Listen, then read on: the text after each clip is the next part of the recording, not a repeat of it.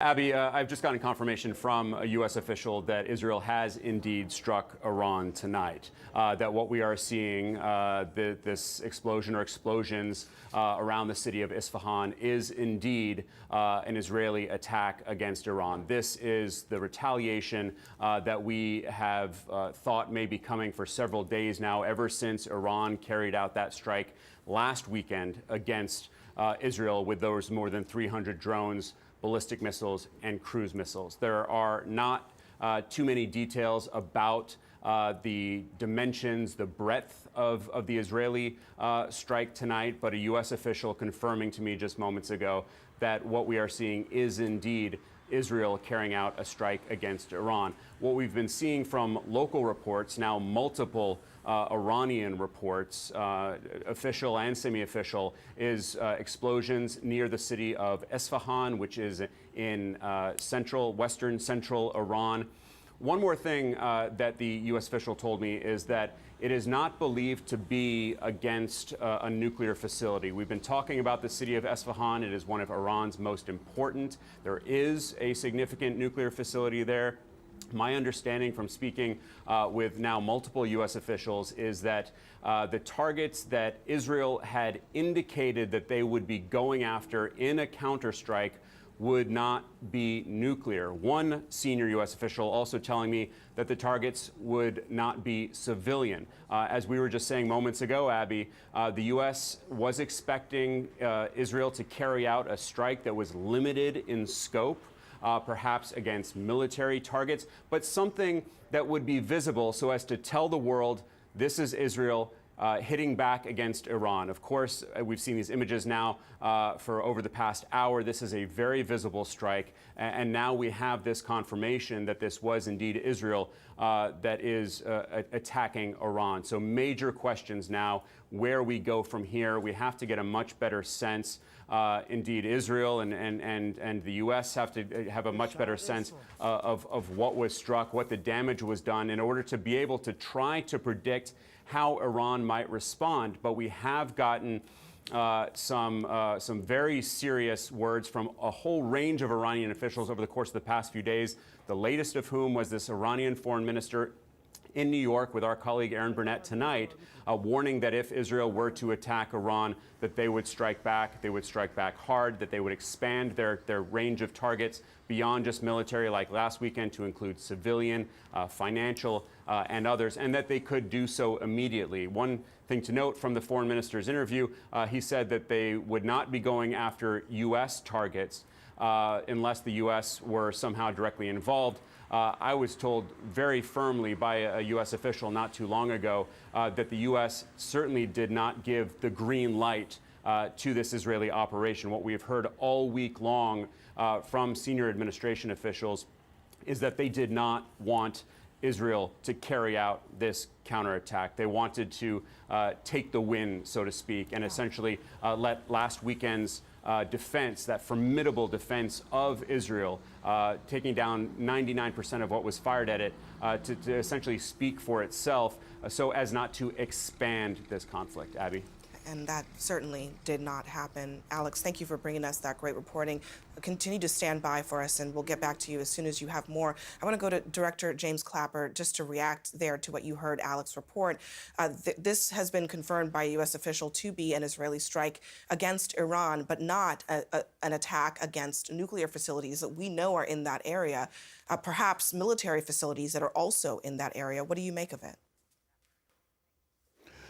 Well, one issue that comes to mind here, Abby, for me, is all of our analyses, or perhaps more accurately, our speculation, seems to be premised on the assumption that both protagonists here, that is Israel and Iran, are attacking each other in the hopes of messaging each other, and that somehow these attacks are circumscribed and limited to convey a message. I think we're rapidly, based on the information that Alex just discussed, that it looks like there was an attack.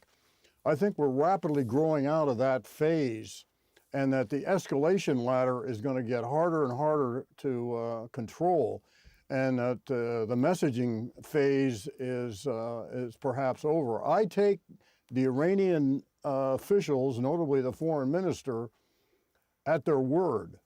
And I don't think they're going to respond in kind, but they're going to respond with a larger attack that, in their minds, would be more effective than the first one.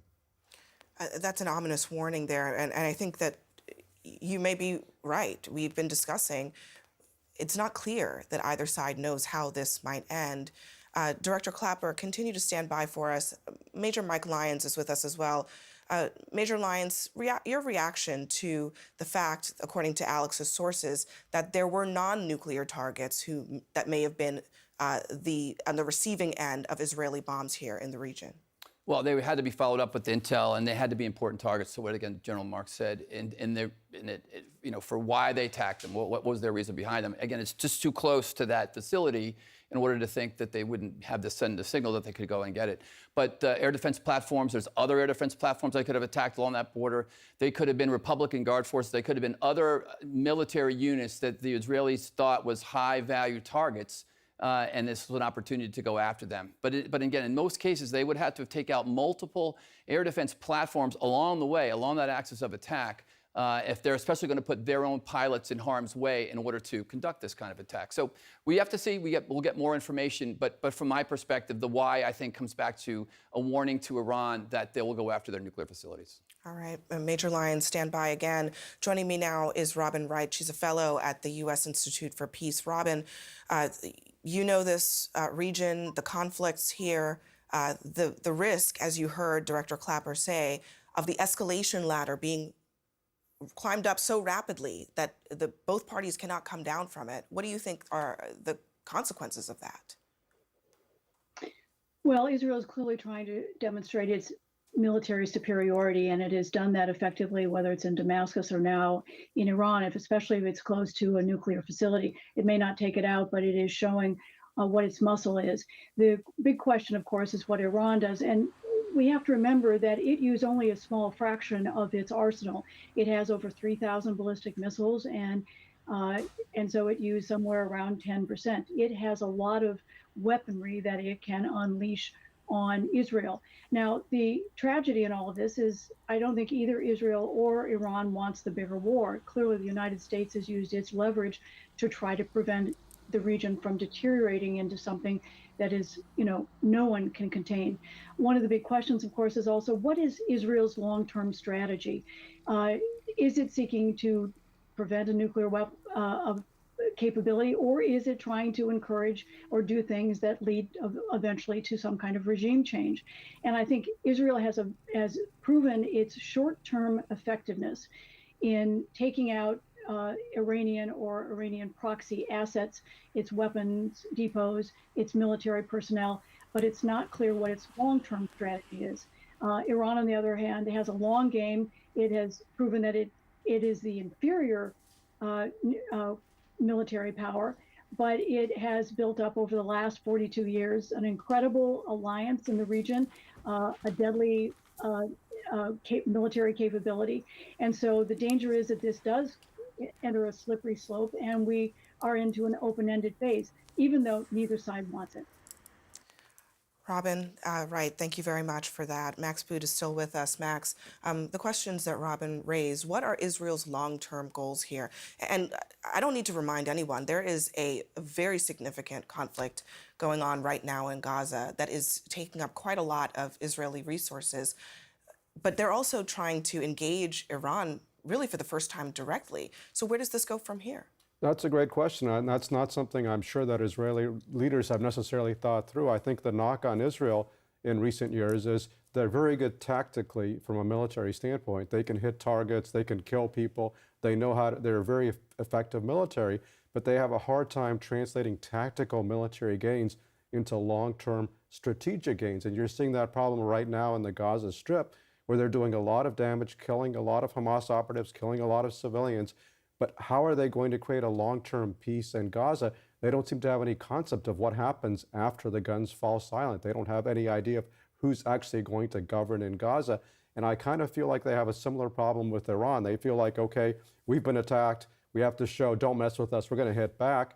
But where does it go from here? If Iran hits back, how do they prevent this larger war from breaking out, which is Robin said, and I think that's right. Neither side really wants that larger war, but both sides are determined to show you can't push me around. I have to establish my deterrence.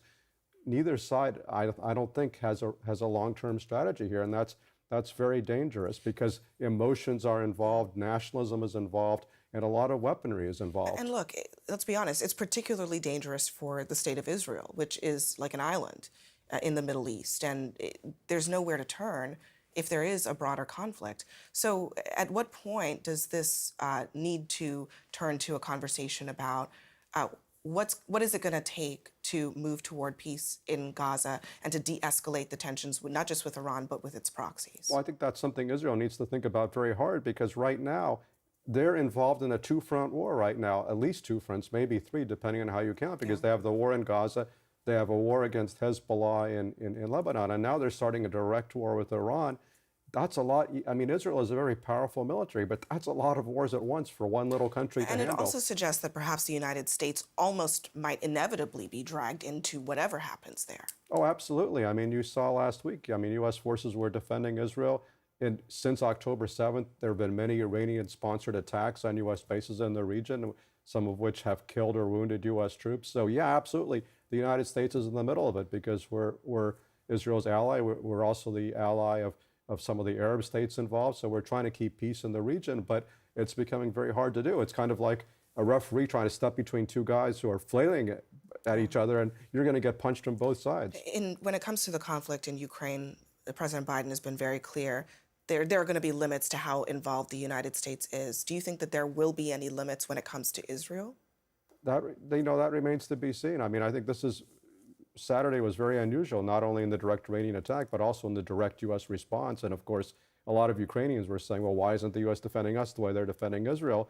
But I think there is a logic here that the U.S. is desperately trying to prevent a wider war in the region. And so, now the issue is, did Israel ignore U.S. warnings not to attack Iran? And if so, do we wind up defending Israel anyway from the inevitable Iranian counterattack?